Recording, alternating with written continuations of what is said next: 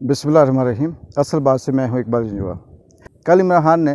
तवील तरीन ख़ताब किया वीडियो लिंक पे, और उस पे उन्होंने इलेक्शन कैंपेन चलाने की भी बात की, और साथ अपना जो बात थी सारी वो रखी। उसमें जो नई बात थी, जो 11 महीनों में हमने इससे पहले इमरान खान की तकरीर सुनते रहे, उसमें एक तो ये था कि उन्होंने कहा जी कि मैं मुज़ाकरात करने के लिए तैयार हूँ, मेरी किसी से कोई नाराज़गी नहीं है, मुल्क की खातर, अवाम की खातर मैं इन शराइत पे बात कर सकता हूँ। बात ठीक है कि वो इन शराइत पे बात कर सकते हैं। माजी में भी वो कहते रहे कि अगर ये चीज़ें मानते हैं तो मैं तैयार हूँ, लेकिन इसके पीछे बहुत बड़ी सोच है, बहुत बड़ा थिंक टैंक बैठा हुआ है जो इमरान खान को घेर कर उस मकाम पर लाने की कोशिश कर रहा है जहाँ से उनके सारे रास्ते बंद कर दिए जाएँ। इस्टेब्लिशमेंट भी ये समझ चुकी है कि इमरान खान को इस तरह से रास्ते से नहीं हटाया जा सकता, और ना इस तरह से हम कामयाब होंगे, क्योंकि जिस तरह से मकबूलियत है उनकी, अवाम उनके साथ है, और कोशिशें इससे पहले जो कि वो नाकाम हुई हैं, ये सारी चीज़ें ये ज़ाहिर करती हैं कि इमरान खान को रास्ते से इस तरह से हटाना मुश्किल है।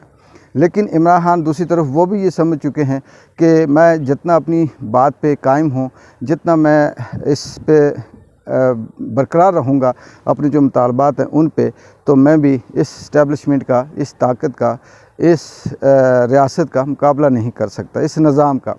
क्योंकि उनके ख़िलाफ़ वो तमाम सिस्टम उनके ख़िलाफ़ है जो रियासती इदारे हैं, जो फ़ैसला कर सकते हैं, जो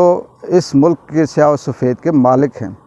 चाहे वो अदलिया हो, इस्टेब्लिशमेंट हो, ब्यूरोक्रेसी हो, या हुकूमत हो, या कोई भी ऐसा इदारा जो कानून साज है, जो फ़ैसले करता है, जिसके हाथ में सिक्योरिटी है, वो सारे के सारे इमरान खान के ख़िलाफ़ हैं।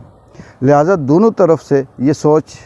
आती है कि इनके साथ मिल के चला जाए और इनकी बात के साथ कहीं ना कहीं से कंप्रोमाइज़ किया जाए। लेकिन कंप्रोमाइज़ रियासत के लिए करना इतना मुश्किल नहीं है, क्योंकि उसके पास ताकत है, और वो एक इमरान खान को इस तरह से घेर कर लाएगी कि उनको आस्ता आस्ता ये मजबूर करेगी कि आप ये बातें मानें और इन चीज़ों से पीछे हटें, तब हम आपको स्पेस देंगे।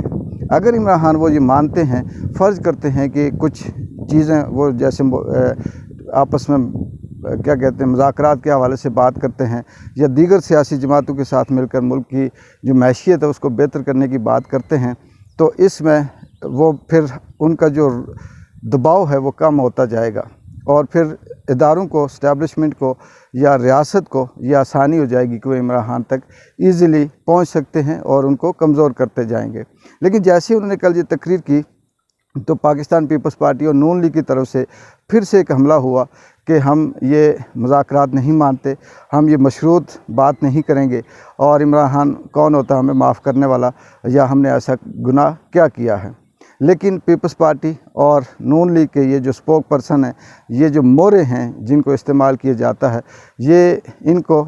ये गुनाह नहीं लगता कि उन्होंने किस तरह से लोगों का कत्ल किया। उनको ये गुनाह नहीं लगता कि अपनी ही मुल्क की आवाम पे एहतजाज पे शेलिंग की, बच्चियों को, गरीब औरतों को, बूढ़ों को, बुज़ुर्गों को, कमज़ोरों को फायरों से फायर किए उन पे, ये उनको गुनाह नहीं लगता। फिर उनको ये भी गुनाह नहीं लगता कि अरशे शरीफ को कीनिया में जाकर किस तरह से शहीद किया गया। ये भी उनको गुनाह नहीं लगता कि जो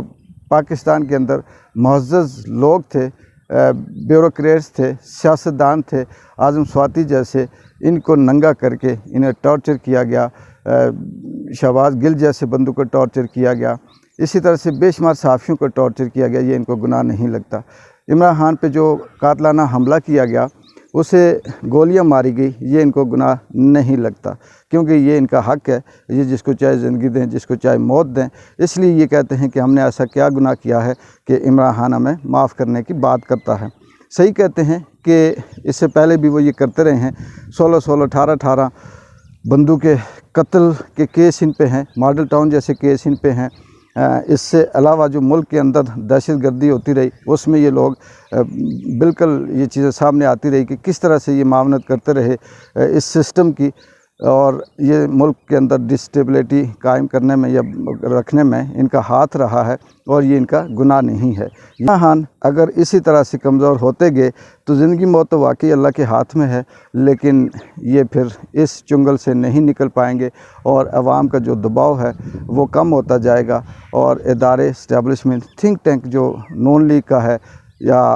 اسٹیبلشمنٹ کا ہے، بیوروکریسی کا ہے یا عدلیہ کا ہے، یہ کامیاب ہوتا جائے گا، اور آنے والے وقت میں عمران خان کے لیے مشکل ہوگی۔ اللہ کرے کہ کوئی ایسا راستہ نکلے جس میں عمران خان کو یہ سمجھ آئے کہ اس کو کس طرح سے یہ بیوقوف بنا رہے ہیں، اور کس طرح سے مذاکرات پہ